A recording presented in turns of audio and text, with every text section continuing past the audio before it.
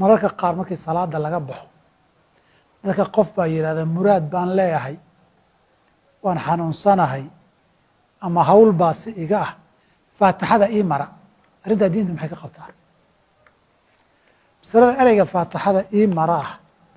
qofkani wuxuu u baahan yahay faatixa la akhriya ma aha qofkani dadka duruuf buu u sheegtay ducuuna ka dalbaday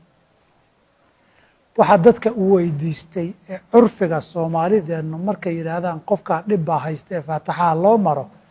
macnaheedu ha loo duceeyey ka dhiganta qofkuna dadka ilaahay inay u baryaan ay u duceeyaan buu weydiistay marka jawaabta saxda ee ereygaa ku aadan waa qof dhiban oo duruuf haysato oo dadka duca uga baahan ilaahay in loo baryo u baahan way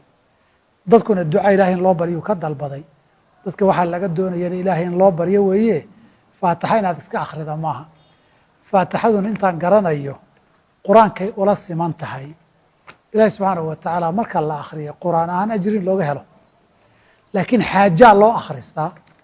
iyo qof dhibaataysan baa loo akhriyaa sal ma laha intaan garanayo qofkuna faatixa iska akhri kuma weydiisane ereyga faatixa ii mara ii duceeye ilaahay ii baryuu ka dhigan yahay ilahay ha loo baryo qofka